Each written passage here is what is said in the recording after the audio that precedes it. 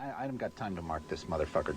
Here we go again. We can't hear anybody. Nobody can talk to anybody.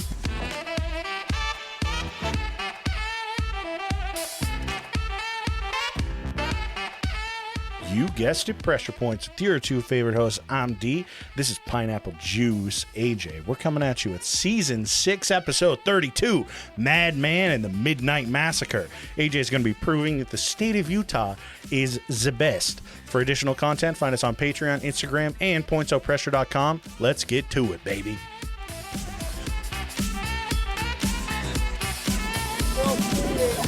Well, turn the fucking thing off, you dumbass. Great start know, for a right? World War II episode, calling me a Jew. Fucking hot. And saying the best. The best. It's true. Utah is the best So, at a lot of things. yeah, sure. Yeah, they're the top of some things. They're the best. They're the best like at water having consumption. Yeah. They're the absolute best at having people with really, really, really high incomes bringing up the average for a county so they can bring up taxes, despite the fact that the majority of the population is at or near the Poverty line. Poverty line, the federal And- poverty line. Yeah, I'm doing a project for my nursing course. Oh, I couldn't remember the name of the course. I think I'm failing this one.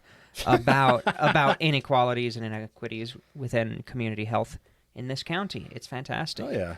To see that apparently the average household income in this county is roundabouts $90,000.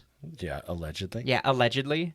That's why this is where averages fail. Yeah. When there's, the top 1% really driving that up. Yeah, considering the disparity between Yes, exactly. high income and middle class, it's big. It's a big Huge. difference.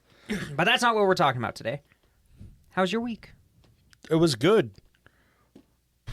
Yeah, it was good. Yeah, clocked in a couple hours at the factory. Yeah, played some Satisfactory this week. Yeah, doing any Starfield? No, I'm waiting for. I think they've put out an update that kind of fixes how it runs a little bit better on my. Has it been running rough for you? Yeah, like fucking 20 FPS. It's been Oh. a struggle, like 30 usually max. But yeah, I mean, not terrible. I've just been locked in on another game. Gotta clock in. Yeah, So yeah, gotta what bring about up you? that household. I've been playing a lot of Starfield. Yeah, good. Yeah, You liking it? It's a blast. Obviously, every game has their issues, but I figure I want to get through it without mods first, and then I'll mod the absolute hell out of it, play it again, and it'll be just like Skyrim. Hell yeah, it's been impressive to say the least. Yeah, I've been thoroughly enjoying it, considering I didn't even know it was coming out. I didn't know anything about the game. I Yeah. didn't hear anything about it. So, I like to keep my expectations low so that I'm surprised when it's something good. There you go. Hell yeah. Yeah, I also got one of those, that pasta maker that you have, the little hand crank one. Yeah. I got an electric one. Oh, dope. Turns out, is it an attachment for your? yeah, for my KitchenAid. Yeah. Yep, and it was not KitchenAid brand, so it was like a third the price. Oh. Yeah, because the Even KitchenAid better. brand one's like $150. Yeah. It is ridiculous. KitchenAid overcharges for like fucking every attachment on their stuff. Yeah. So don't ever buy name brand attachments for it. Just get a third party. It worked great. Made some Alfredo. Made the noodles a little too thin, but it was good. I mean, I feel like it's easy to do. It's hard to gauge the right thickness. Because, I mean, the first time we made noodles, they were like paper thin. Yeah, it was tissue like, paper. It was like vermicelli. Yeah. Like, it's hard. It's practice. Yeah. Makes practice. But they turned out really good after a little finagling.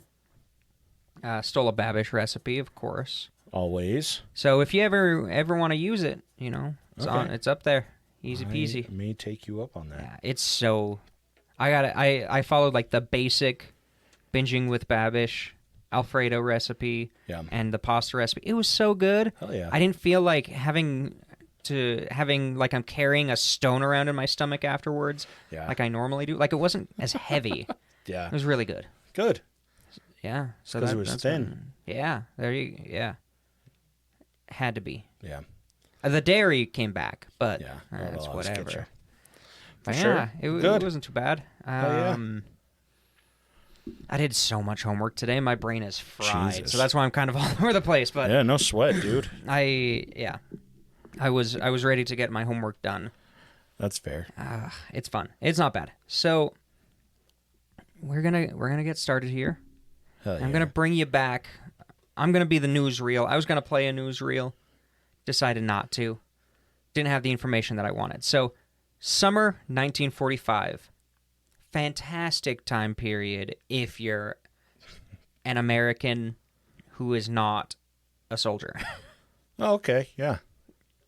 It's specifically July 8th, but World War II is in full swing. Women are entering the workforce and finding newfound freedom without reliance on men. Fantastic. 2 months after Victory in Europe Day. So the war in Europe is done in terms of fighting. You know, there's a lot to do with Reconstruction and divvying it up and the Nuremberg trials. There's a lot of shit going on Yeah. there still. It is a God, mess. dude, yeah. Could you imagine just the the Fucking leader of your post. government just blew his brains out and every other government official is either dead or in Argentina. So we now have to, pick up the scraps. Also, here are all those war crimes that were happening in those what you thought were just labor camps. Yeah. Here's all these war crimes that the new government is now liable for. Yeah.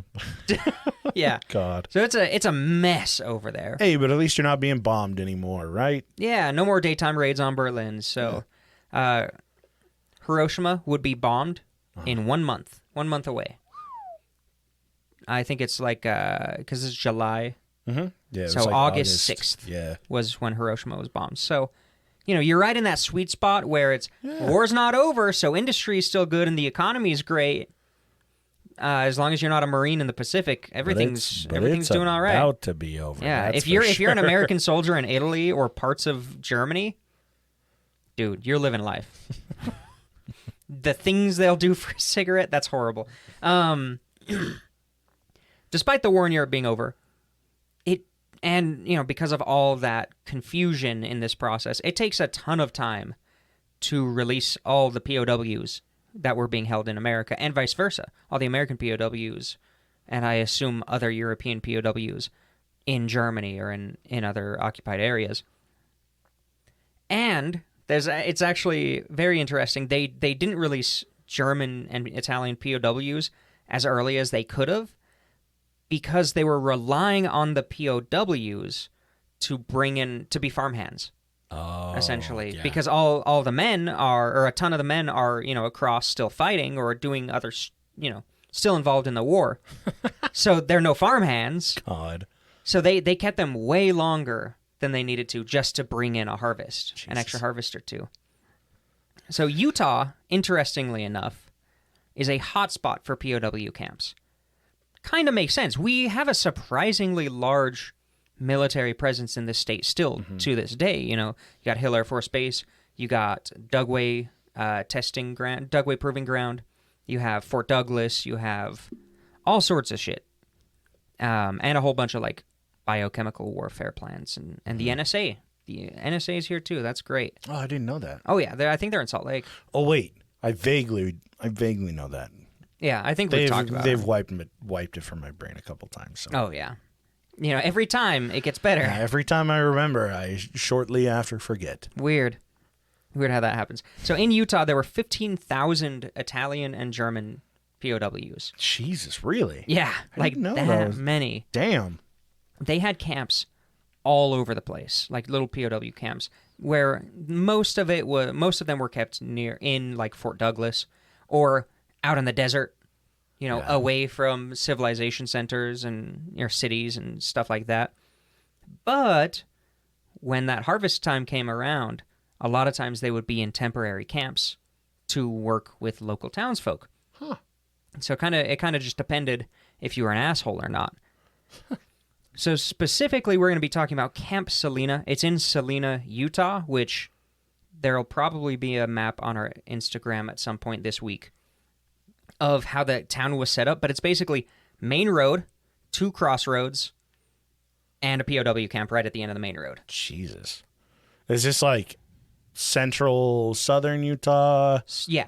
Okay. South of us, which doesn't say much. Yeah, right on top of where they did all that nuclear bomb testing. Yeah.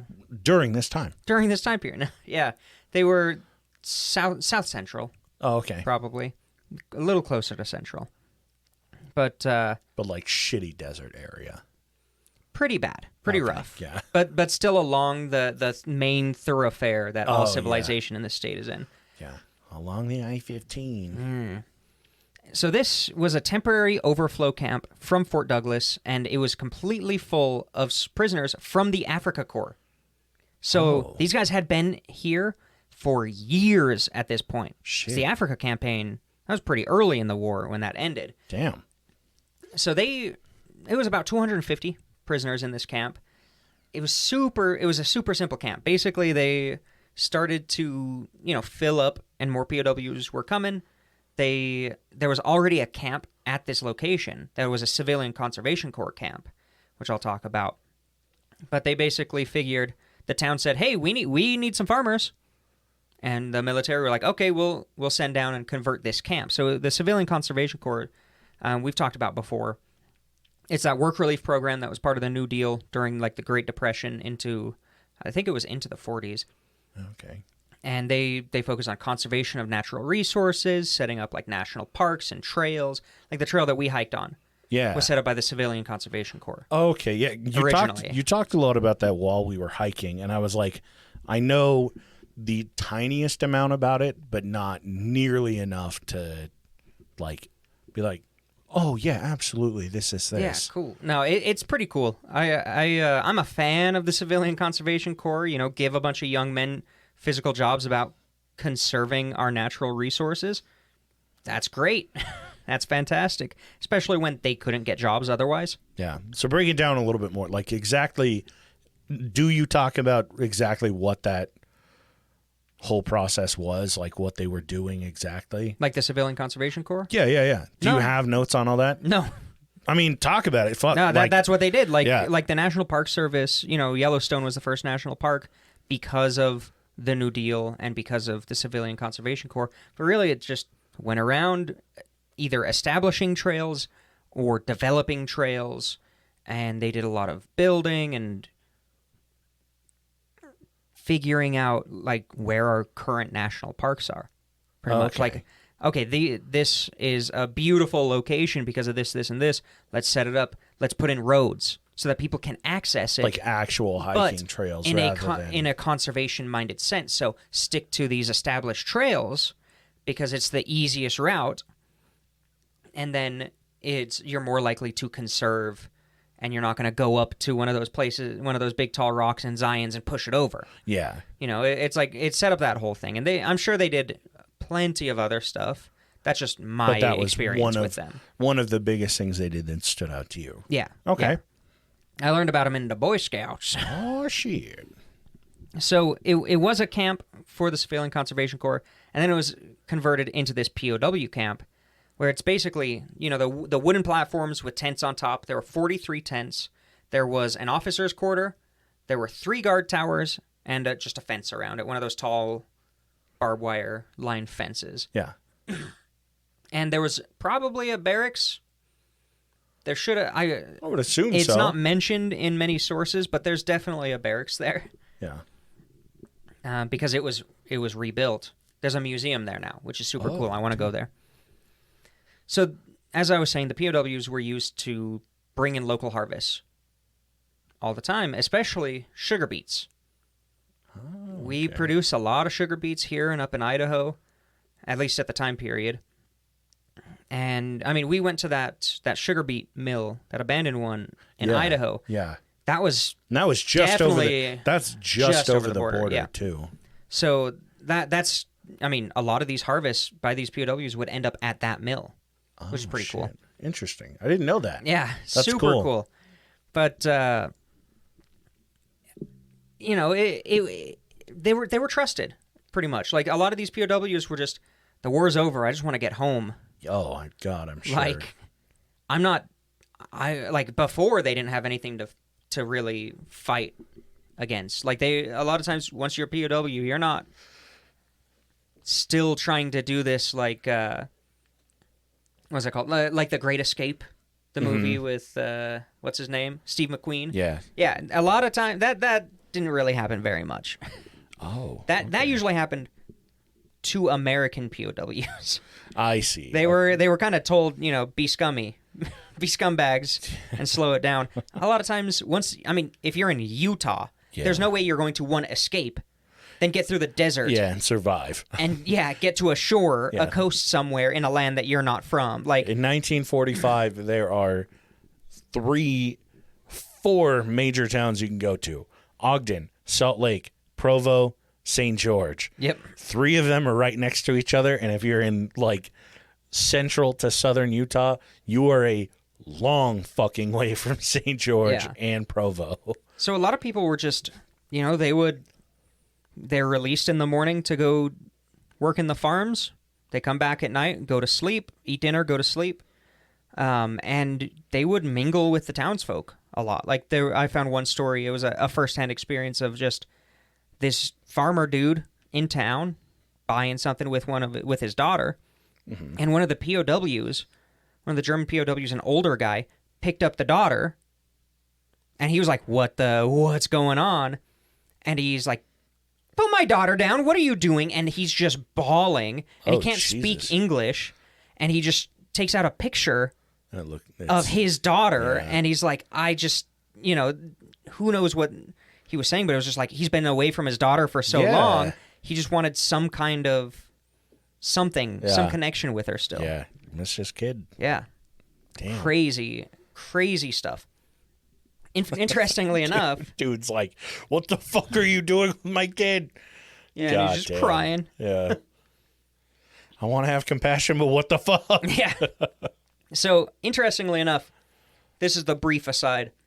My great-grandfather was a farm worker during this time period. I don't think he enlisted, or I don't think he was eligible to enlist or something. I don't know exactly what. He was super poor down up in Idaho. And he worked on a farm, on a sugar beet farm, with German and Italian POWs. He was one of the foremen, essentially. Oh, wow. So when they came to work, he was the boss. And a lot of times, he always talked about the Italians were always just nice. They were fun. They would sing. They would, just make the best of the situation, get the work done, never cause any problems. And then you get the Germans, and they're split up into 2 groups. You have the older Germans. Yeah. And they were usually quiet, cool with it, closer to the Italians. Yeah. Then you get the young Germans. They were always, authority figure is bad, always causing problems. And it's in a newspaper, him being interviewed about having these 3 young Germans who were just slacking off, not doing the work, but still wanting the food and the sleep and the place to stay and all this stuff, just not listening at all. And they start like getting up in his face, and he beats the shit out of them, knocks them on their ass, and then he said, and we never had any other problems with the young Germans after that. What a fucking 1945 story. It really is. Jesus Christ. I love it. I have a copy of the newspaper article upstairs.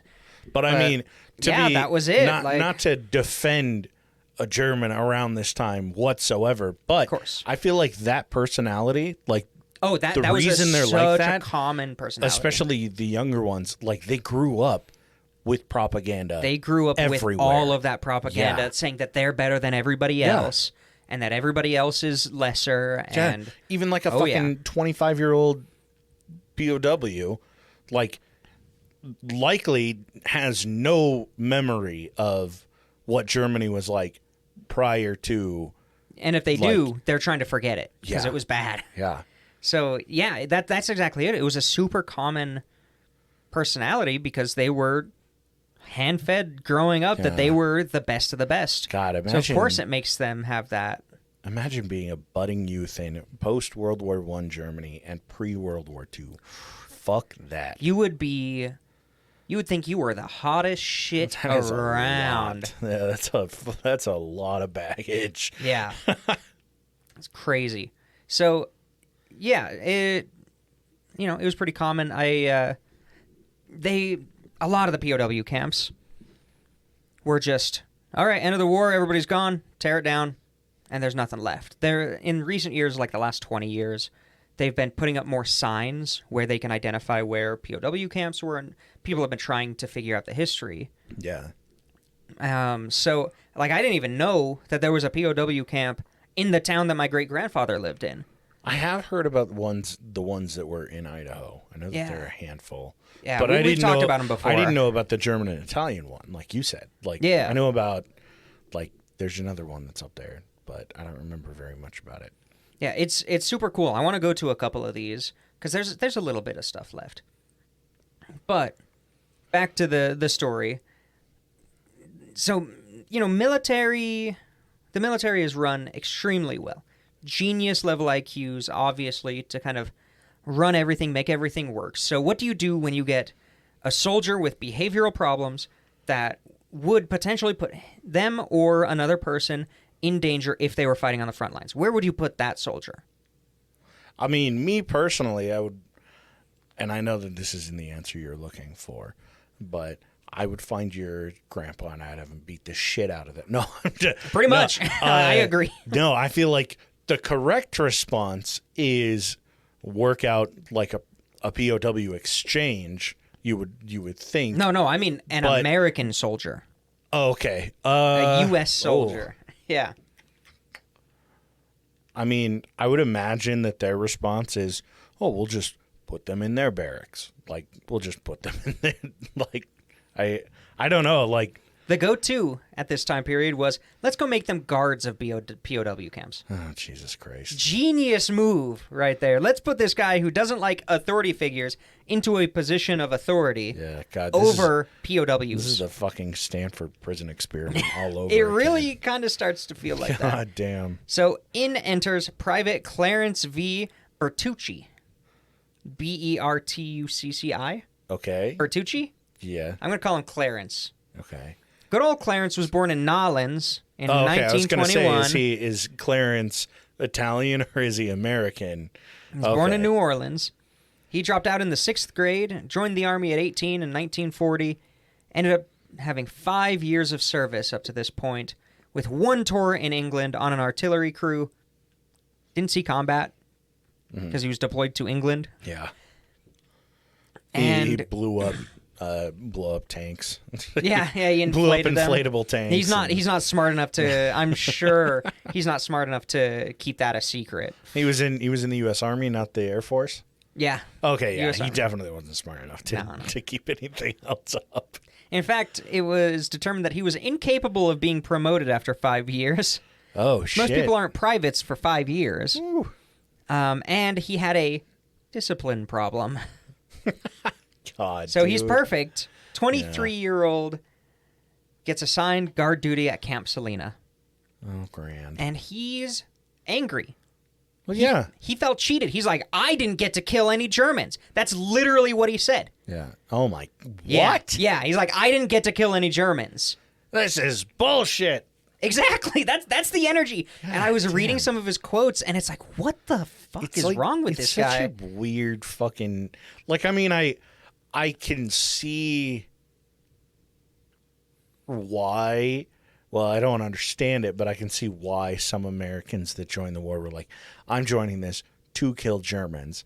I mean, with the amount of lead that's literally fucking everywhere. Yeah, with the lead, for sure. They all have violent But in general, tendencies. it was, I'm joining to defend my country or to help out other people. It's kind of the same thing as, like, as weird as it sounds, post-September 11th, you had so many people that joined, and they were like, I'm doing this for my country, but with the caveat of, like, I'm going out there to kill terrorists. Well, I'm sure there's always like a subsection of people who join the military who are just psychopaths who are like, this is the best way that I can get paid to kill people. I mean, yeah, absolutely. Like, I'm 100% sure it would attract those people. So I'm thinking he's more on that side where he's just, I wanted to kill somebody. Yeah, I'm not saying that people that join the army are normal when they're like, oh yeah, I want to go out and kill terrorists. Oh, I want to go out and kill Germans. That's not a normal fucking it's response. not. Even at for all. people joining the Like, military, that's not. It takes a really normal. fucking weird goddamn person to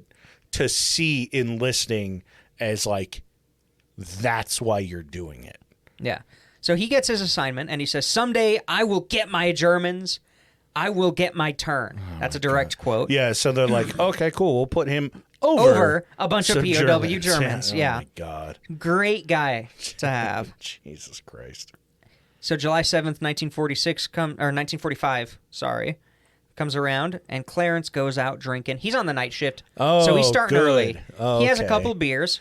So, yeah. Nothing crazy. The guy with anger issues also works the night shift, which is really good, and it keeps everybody mentally sane when they work night hours forever. You're always mentally safe and sound. Always. When all you do is work for the Army at night, and that's it. Yep. God. Exactly. It doesn't lead to, like, further drinking No, problems. never. Especially when you already have such extreme anger issues. Yeah. Jesus. So he starts kicking back a couple of beers. Nothing crazy. Like, he's not blackout drunk. I'm sure, yeah. Just a couple. Couple like beers. 7. Like 4. And this is 1940s beer, so Oh, yeah. they probably made it at the Basically. bar. Yeah. It's bread water. Yeah. He stops at a cafe on the way to his night shift, and he orders a coffee and starts talking to the dame waitress. Dame, not dam. Starts talking to the waitress. They're making small talk. 1950s small talk, I'm sure, was awful. Ew. I mean, all small talk is awful, but 1950s small talk, or 1940s small talk, ugh. Yeah. He then tells the waitress, and I quote, "Something exciting is going to happen tonight." Jesus fucking Christ. Like, if only anybody could have seen this coming. Dude, I love stories like this, but I also hate them because it's like, at the time, with small talk, you would think, especially in 1945, they're sitting there talking about, like, the thing that was front page news that day in the newspaper. And he goes, "Oh, you hear? Something exciting's going to happen tonight. You hear, See? huh? Why don't you give me my eggs sunny side up this time, won't you? Make my coffee extra dark, huh?" Like, Exactly. it's just, and he goes, "Yeah, something exciting is going to happen." And the lady goes, "Ooh, what?" Like, So it's a surprise. yeah, I'm going to blow up a fucking POW camp. Like, right. oh my God, dude. So he reports for guard duty at the midnight shift. He waits for the previous shift to go to bed, because when you're off guard duty, you don't immediately go to bed. You have another cigarette. Yeah, You have your another 16th. pack. Yeah, you have another pack of cigarettes. You before you fall drink, asleep. eat something, whatever it is, and then you go off to the You barracks. go sexually harass the The waitress. Yeah, you yeah. know, it's the 40s. Tell her something's going to happen to her tonight if she's not careful. Something like that. So he reports for guard duty. She goes, "I hear something exciting's going to happen at the POW camp tonight." And he goes, "Yeah, probably. Shut the fuck up." Shut up. I'm not God. listening to you. And he climbs up the guard tower. Okay? It's a Jesus it's a little Christ. weird, because normally guard duty is you're just sitting there, like, Yeah, it's exceptionally by the weird gate. You don't because, usually stand in one of the guard towers until something's happening. Yeah, when he climbed up to the guard tower, he had an enormous backpack on that was filled with cases and cases of ammunition. Yeah, right? No, he doesn't need to, God. because there's a 30 caliber M1927 Browning machine gun Oh, God. I was in gonna that guard say, tower. I was expecting just like popping out the M1 Garand and just going Yeah, just ham. doing It's like, oh, what's God. that? Yeah, the what's fucking Inglorious German Bastards yeah, German propaganda yeah, when he's in the tower. propaganda film. That's what I was and Hitler's expecting. just laughing. Yeah. God. Yeah. So he gets up there. Like, the gun wasn't even loaded. That's to show how dangerous but it's these, about to be. these POWs were. Man, He learned loads it that up. night how to fucking belt feed that thing for he sure. puts a belt in. Yeah. And he open fires into the tents. See, everybody in the camp wakes up because there's a bunch of bullets going everywhere, including that soldier who just relieved him of guard duty. He wakes up and he hears screams, Yeah. moans, and gunfire. Jesus. And he's like, "Are we under attack? What the fuck is No, happening?" but somebody is. He empties the gun. He hits 30 tents before another soldier there was somebody, as he was shooting, the soldier at the bottom was like, "Hey, get down from there." And he's like, and he said, let me find the quote. Can't hear you. The bullets are loud. "Get more ammo. I'm not done yet." What caliber is this? 30. Jesus Christ. Yeah. If you haven't seen a 30 caliber round, YouTube look it that. up. Yeah. Like, and if you haven't seen a 50 caliber, I know that this isn't 50 cal, but if you haven't seen a 50 caliber, look that shit up. It's terrifying how big those fucking bullets American are. as hell. So And just the and soldier, just pop. yeah, he's just bam, bam, bam, bam, Yeah. bam. Jesus And Christ. so the soldier climbs up and tears him out of the tower, and goes, "It's my turn." but he's already out of ammo. Mom said it was my turn. Yeah, it's on my the turn. fucking rifle. Now, Oh he my already God. ran out. It took 15 seconds for him to go through 250 rounds. God damn. He surrendered with no resistance and was found to be not intoxicated. Oh. And they just took him away like nothing. No, so They just put him back in England. They were like, "Oh, it turns out he's actually pretty good at combat. whoa, yeah. He's really good at killing Germans. Let's send him back to Europe." Yeah, let's put him in Munich." So obviously, he's taken away. Soldiers and townsfolk and everybody is checking every tent, getting people out and bringing them to the local, I say hospital, but this is a small town. Yeah. It's probably closer to a clinic. In fact, it was so packed they had to treat some of the people outside in the lawn. Jesus, dude. They said that let's see, one person was almost cut in half, Yeah. and he lived for 6 hours. That's what I fucking mean, dude. Like This is a these serious rounds round. are fucking massive, and they shoot out 250 rounds in 15 seconds. Mm-hmm. So that's 1,000 per minute. It's crazy. That's insanity.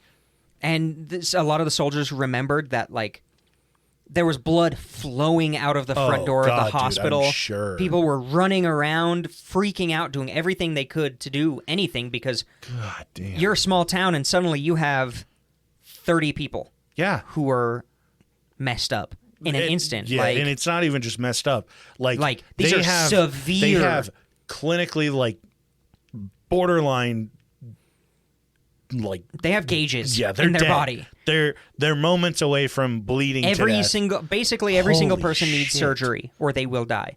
And So you said he shot 30 tents? he shot 30 tents, and it ended up being about 30 people were injured. Yeah. Well, 30 people total hit by bullets, Yeah. and 9 of them dead, or 8 of them died instantly. One of them died. The guy cut in half died 6 hours later. Jesus. And they were just doing surgery forever. Oh yeah. Like And they all have night. they have like one doctor that's also a vet. Yeah, and then in you this town. then you also have the other POWs who at this point are trying to help, but now people are getting worried that Yeah. are they going to retaliate? Yeah. Like, obviously there was a good relationship there before Clarence, Yeah. but it was like super tense. And blood is flowing, and I've actually got the names of the victims here because normally I can't find all of them. It's Otto Bross. I'm surprised Ernst you can Fuchs. with something like this. Oh yeah, I'll tell you why. Gottfried Gaga, Whoa, Gaga. That's got to be Lady Gaga's dad. Yeah, Great it is. Grandpa. George Lisk, Hans Meyer, Adolf Paul, Fritz Stockman, Walter Vogel, and Frederick Ritter. Okay, but the guy Those named are the victims. Adolf was kind of asking kind of for had it. it. He was 45. Clarence was arrested, of course, as you would expect, and he was basically like, "What? We got to figure out what the fuck just happened." Because this guy he apparently didn't show any signs except to that waitress. God. Yeah, exactly. Who would have ever? So when asked, he showed no signs of retaliation anything. like this ever. No, nothing. Despite all of his anger issues, despite being, brought to work here because he wasn't working out in the field. Oh, and all of his just anger wait. issues. Who could have ever seen something like this coming? exactly. That phrase explains like 60% of our episodes. Yeah. No, I would say like Probably 80, 90. 95% of our episodes. So he gets... Fucking schadenfreude in our episodes. He just says that I hated Germans, so I killed him. Totally calm. He, like, from that point, he's just calm. Yeah, and the guy interviewing him goes, okay, I get that, like we all do. But these are prisoners of war, unarmed people sleeping that you just shot up. Yeah, and they're not in Germany currently. They haven't been in Germany for years, and guess what? We won that war. And we're okay if you're doing it. They are not enemies anymore. Yeah, the dude interviewing him's like, look, I shot plenty of innocent civilians. I shot plenty of people while they were sleeping in Germany. But you've got to be overseas. Seriously. War crimes aren't okay unless they're by us. Two innocent civilians in another country. That's the most if it's in our country, we have free press here. That is our enemy. We have freedom of speech. The worst mistake we could have had. Oh, so God. he gets placed under guard at Fort Douglas in Salt Lake City. And then his record came to light that he had 3 previous punishments in his last 5 years. Okay. Being absent at post. Okay, just a little AWOL for a minute. He missed a train, which is AWOL. Oh, I was like, who fucking get? Like, I'm sure that happens. Well, but it was 2 where he like a I deployment. I see what you're saying. And then he refused to perform guard duty once. And this is all in within the last, just in his career. Oh, okay. I wasn't sure if this was only at this place or if it was when he was in. Okay. But he also had 12 hospitalizations in 5 years, mostly for mental health evaluations, for what his supervisors called, where was it? What? Attacks of insanity.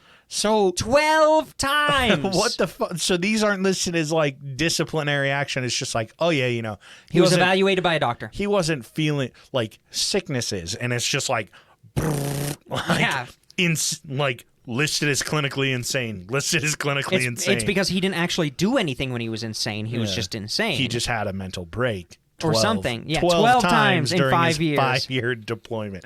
Oh my God, dude. Yeah. And they thought this guy's perfectly stable enough to have access to firearms. Totally fine. That's 1 every 5 months. Wow. If he wasn't a soldier, that would be really expensive. Can you imagine? Jesus. Yeah, exactly the kind of person, you know, I would want in the military, guarding over prisoners. God, dude. One captain who kind of came in, evaluated the situation, and said, "This guy's totally sane. He premeditated this. He planned this. He has no remorse. He should be court-martialed." But that captain's superiors said, "Ooh, but these 12 times speak differently. I think he's crazy." So they sent him to Bushnell Army Hospital in Brigham City. And put him over another POW camp. Yeah. So just to see, as is tradition. Yeah, just to see how he would respond. No. So they sent him to Brigham City, into a hospital, and that's now torn down. That I've been inside of. And the doctor said he is mentally unbalanced, so he was not court-martialed. Oh my God. He was instead given a free vacation to a hospital in New York, Mason General Hospital in New York, for an undisclosed amount of time. He dies of natural causes in 1969 and never has to face any consequences of his actions. Jesus Christ. The victims were buried with full military honors. They didn't have German military like gear, so they put them in American uniforms, which I thought was like, wow, some of these guys are actually taking this seriously. Really fucking weird for the time. These people are, I mean, I think it's just that, you know, that war was over. Yeah, and to be fair, at the same time, like, this is a small town. They probably got to know these guys. Like, oh, yeah. This isn't like a camp that had like 4,000 dudes in it. Like, this is, they probably had. They got to know people very closely. Just a handful more men stationed there than they had POWs. No, they had way fewer. But even then, they had like like 20 people there. it's just for like the guards. Yeah, you get to know them You definitely so get to know much them. better. Damn, dude. Yeah. I mean, that's so that's a they do cool full thing. military honors. They even have a choir come out, but Oh, they wow. make sure they don't sing Nazi songs, but they do sing some German songs, which I think is super respectful. It's probably the Mormon Tabernacle Choir, if we're being honest. No, luckily, oh God, my eyes is Like glory. that's the most Utah thing that Oh, I yeah. can imagine is that they're like, oh, you know, it would really, really be moving if we got the Lord's favorite choir to God. perform for these dead POWs. They also the one thing that some of the military people were kind of upset with is they couldn't figure out what flag to bury them under because they couldn't do the Nazi flag because that government was done. Yeah. The Germans hadn't officially had a new flag yet. Like, they didn't know what to do. So they gave them some nice headstones and They made an American and flag. they brought a bunch of flowers and stuff too. Like, it was a full on. Wow. They made like- an American flag that was red, yellow, and black. Yeah. And they were like, yeah, this will cover both bases. This works. And yeah, they get full military honors. The wounded were able to be returned to Germany on a special program where basically a wounded POW can be returned immediately, no questions asked, but they cannot be paid or compensated in any way for whatever reason they were wounded. Oh. Kind of, I don't know, I guess kind of so that they don't just shoot themselves in the foot Yeah. and then they have to go back and recover and pay for it all. I see that. Yeah. That kind of thing. And because that would have been a quicker way back to Germany than just being a POW. Yeah. So they didn't want to incentivize people or basically let them know they could make it back. So they get sent back to Germany. No real compensation was sent to the family. If they could even find the family in war-torn, That's a good point. Jesus. crumpled up Germany. Most families couldn't even be found until 1948. But they did eventually find Oh, the good. victims' families, which I'm like, who? This is a different America Yeah. than no, what I know yeah. about. Like, what America is this? Now, like, I see why people would be patriotic during these time periods because they're like, yeah, we're going to do the honorable thing. We're going to track down, even if it takes 3 years, we're going to track down the families of these people who were wrongfully killed. And we're going to bury them in military honors, even though they were prisoners. I mean, it's pretty wild what the Reagan administration did. to Yeah, this yeah, country. that's 100% true. That ain't the truth. And it eventually, I think in the 70s or the 80s, the story was discovered again, kind of. Not Oh, okay. discovered, but Yeah, brought back yeah. to light. Some people started to build a museum, they rebuilt one of the guard towers and a barracks, and Damn. they kind of brought this history back, and they were able to interview some people, and they did a kind of a reconsecration, I guess, of the burials, where they actually invited They had the wounded people who are still alive. They invited them back to kind of, put the headstones back on, do a little "we're sorry" kind of thing, and show that they're still being honored. And they did it. Built 8.5 statues. You know. Yeah. And they Jesus. they did it. I thought this was actually really thoughtful. They did it on the German Day of Mourning Oh, for that those is lost on the cool. war. Okay. I was like, oh, that's crazy. A lot of people didn't know about it until like 20 German people showed up in their town, this Yeah. small town out of nowhere, and the community was surprisingly okay with it. They were just like, for a small town in the middle of nowhere, they're like, okay, yeah, this is awesome. Like, I'm glad that this can be remembered and memorialized. Yeah. It's the only Unlike thing that- Clarence, Yeah. who was able to die of natural causes and wasn't shipped back wounded to his shithole country. It's only a shithole because, the government just fell. And yeah. Yeah. I'm not saying Germany in general is a shithole country. In fact, I think it's pretty nice, but, So this ended up being the largest killing of enemy prisoners in the United States during World War II. Oh, Making Utah number one. for largest single incidence killing of enemy prisoners in the United States during World War II. Wow. What a list to be the What a top of. feel-good story. Yeah, damn. No way it Jesus could have been Christ. prevented. Yeah, no, not at all. Never. It never can be. No. God damn, yeah, I didn't even know. Yeah, I didn't know I've that never even happened. heard of that. That's like, crazy. Like, I knew we had POW camps around, but I didn't know it was... Like, if you look at a map of where the POW camps were, they were surprisingly close to just, like, Ogden POW camp. Yeah. Like, that close. They were just on the outskirts of a town. I guess that makes sense. Jesus, that's wild. Yeah. So... I'm so mad I didn't learn about this in my 6th grade Utah history class. This could have changed everything. I don't remember for me. taking that class. I know I did, but... I also went to school like 40 years before you. So. Yeah, at least. Yeah. Yeah, how many... When the they accreditation still had, was different. Yeah, they still had 48 stars on that flag, right? Yeah, something like that. It was 47, I think.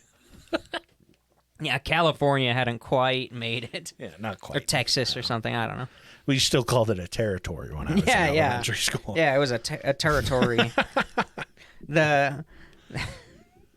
can't. I remember when they did the Louisiana Purchase. Yeah, God, right? Thought, wow, what a waste of money. Wow. All those natural resources that we don't know how to use yet. Hey, to be fair, if we hadn't had the Louisiana Purchase, we wouldn't have had Clarence fighting under a U.S. flag. You're right. The Louisiana Purchase was the greatest failure Yeah, of 100%. America. And if you disagree, you're wrong. You're un-American if you disagree. Jesus Christ. Because you're on the side of French New Orleans, by the way. God damn it. It's the worst side. Oh, shit. Not bad. Yeah. I mean, it's fucking I terrible. mean, it's horrible. Definitely Like, awful. what the fuck? Yeah. But good episode. Well, thank you. Damn. All right, well, if you want stuff that's similar to that, find us on Patreon. We got some exclusives. And we're going to have another one next week. Yeah, next week. Yeah, next week. Do next week. I'm going out of town the 30th, the 29th, 30th, and the 1st. Yeah, we'll see. We'll see if I'm going out of town. No. We'll see if I do it. Oh, yeah. Yeah, something like that. But Something we like have we do a monthly exclusive. Generally the last day of every month, sometimes before, sometimes after. Roughly every month. On our Patreon, so go over there, click on it, check it out. Click around, take a look, subscribe if you want. We have some Sloppy Seconds episode on there, like 20 plus. He's just working on a series called Voices. Eventually. And if you join, you get your name at the end of the show. Yeah. Is that a segue? Yeah. Oh. I don't have it up. We've got Minnie D, Toddle Waddle, and Weston. Thank you guys. They are the chairpersons? The board. The board. Not a lot of female representation on there, just saying. It would be nice if we could even that out with 3 women. It's true. The 3 women who listen. Yeah, that's true. Who are in the rest of the Patreon names. So, of course, we've got Abby, who doesn't even listen to this show, AJ's Third Nut, Kitty Titties, Thomas, Dark Runner, D's Nuts, G-Dog, Hayden, Laravo, and Lindo. Thank you guys so much for being here and helping us do this. yeah, we really do appreciate you guys. And, as always, if you guys ever have any recommendations for show ideas, movies, books, TV shows, music, whatever, if you want to send anything our way, we will always check it out. And if you want to send memes, do that too. By all means, reach out to us on Instagram at pointsopressure. Email us at ppdnaj@gmail.com or send us a voicemail on our website, pointsopressure.com, and we'll catch you guys next Monday.